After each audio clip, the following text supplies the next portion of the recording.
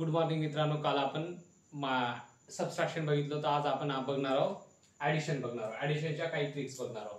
काल सबट्रॅक्शन मध्ये आपण खूप सोप्या पद्धतीने बघितलं.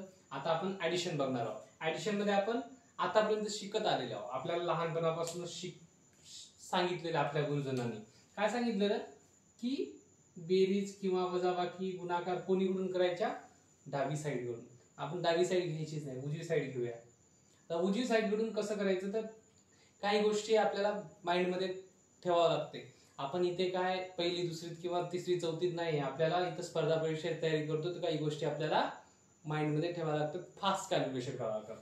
आता 7 आणि 6 13 130 झाले. 7 आणि 6 13 राईट, दोन अंकी संख्या आहेत. 60 धरायला 70 धरा.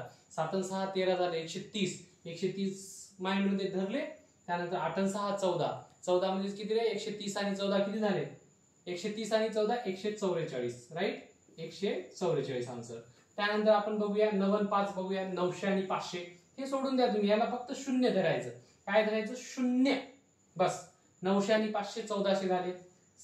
70 आणि 80 किती होतात रे, 8 आणि 7 15 हे किती आहे 1400. 1400 प्लस 150 किती होतात 1550. 1550 प्लस 7 आणि 6 13.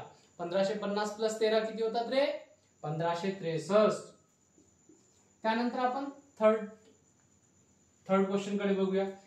इकडून आपण उजवीकडून 6 आणि 5 6 आणि 9 15 म्हणजे 1500.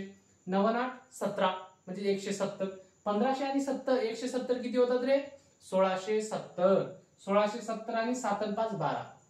1670 प्लस 12 किती होतात 1682.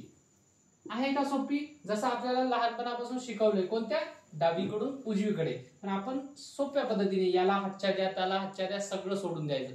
फक्त माइंड कॅल्क्युलेशन आपल्याला सोप्या पद्धतीत करायचे असतात.